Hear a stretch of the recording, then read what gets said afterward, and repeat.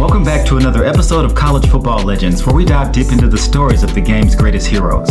In today's episode, we're going to discuss one of the most polarizing figures in college football history and in sports media, and that is none other than the late Orenthal James Simpson. In this episode, we're going to give some context of his upbringing, his stellar career at the University of Southern California and in the pro ranks, and some of the decisions he made after the game of football that put a dark and tragic cloud over his legacy. If you find topics such as this interesting, please like and subscribe to our channel. You'll never miss an episode of College Football Legends. So without further ado, let's go ahead and jump into this subject. The young Orenthal James Simpson grew up in the Potrero Hill district of San Francisco, California, which is home to one of the toughest housing projects in the Bay Area. This is a community that was riddled with gang violence and crime. Orenthal James Simpson participated heavily in gang activity, and the local San Francisco Police Department knew him on a first-name basis. He was arrested on multiple occasions and sent to juvenile detention. With multiple arrests ranging from burglary to disorderly conduct, this was a young man going down the wrong path. The Booker T. Washington Foundation was a program that connected local athletes in the San Francisco area to troubled youth. And on one fateful day, the young Orenthal James Simpson, when he was on one of his many arrests, had a chance meeting that would change the course of his life forever. On this particular fateful day, Willie Mays, a legendary outfielder for the San Francisco Giants, laid eyes on the young O.J. Simpson and saw something different. Normally this program consists of an empty lecture and a quick pep talk telling the young men to get their life together.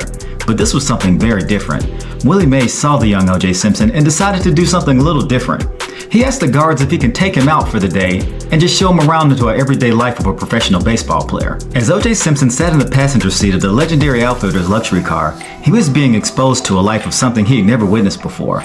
Willie Mays showed him his posh neighborhood and even took him on simple errands such as having lunch together and picking up his dry cleaning, which when he arrived to the place, the dry cleaning wasn't ready.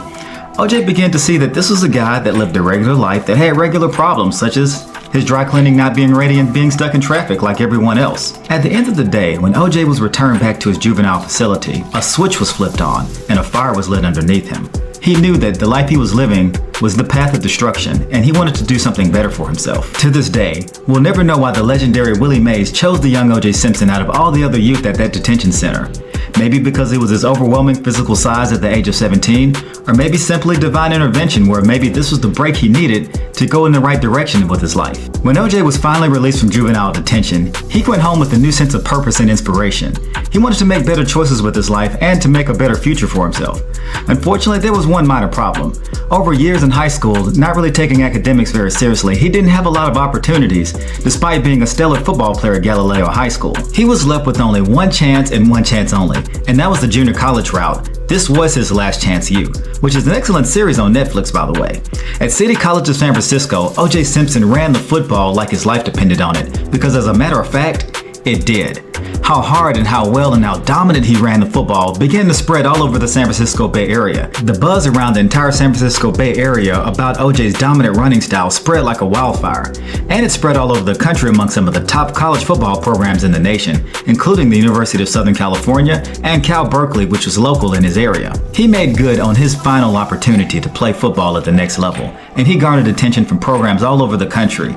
The University of California, Berkeley, and San Jose State University seemed like the most logical choices based on him growing up in the San Francisco area.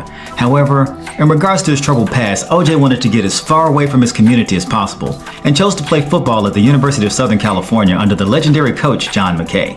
When O.J. arrived to USC in the mid-1960s, we were at a very volatile time in our country. We were at the height of the civil rights movement, the push for gender equality, and the beginning of the Vietnam War. Despite all of this, USC was a complete bubble from everything that was going on around the country, and it was a perfect environment for O.J. to focus specifically on football. When O.J. and his childhood friend and teammate Al Cowling stepped on campus, they stepped into a complete sea of whiteness, which is a complete culture shock. Being one of the few black students on campus, O.J. was in an environment which he had never experienced before. Despite all this, the entire student body accepted him as a campus celebrity. Before there was Facebook and Instagram, there was O.J. Book and Orenthalgram. Everybody wanted to know what O.J. was doing on campus, what kind of shoes he was wearing, what did he have for lunch, what kind of sandwich did he eat. He was the complete buzz on campus, and his play on the field backed it up. O.J. Simpson had two of the most dominant seasons in USC Trojan history. Legendary coach John McKay had an intricate offensive strategy. Simply, hand O.J. the football. In the 1967 season, he ran for 1,500 yards, 13 touchdowns, leading the Trojans to a national championship. The following year, O.J. had a season for the ages, rushing for 1,800 yards with 23 touchdowns, winning the coveted Heisman Trophy. I said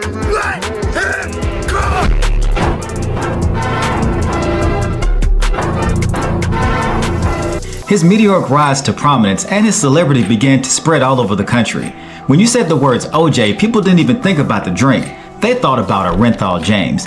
His celebrity had transcended even beyond the game of football. Despite OJ's success on the field, our country was in a state of turmoil at the height of the civil rights movement.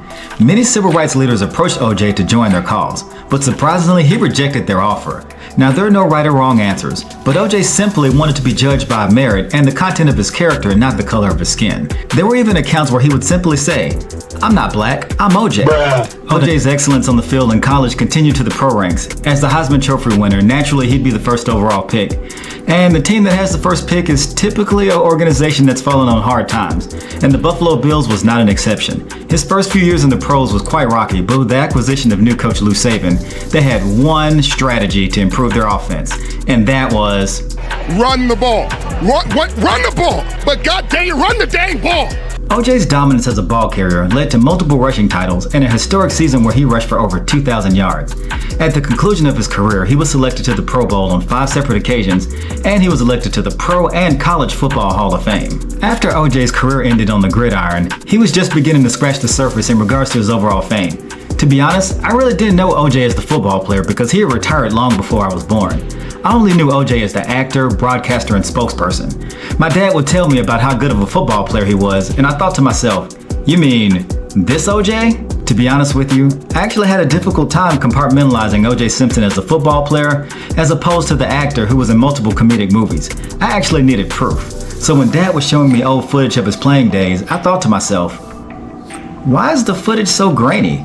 But to be fair, even in the 2000s and the early 2010s, the footage quality isn't as good as it is now.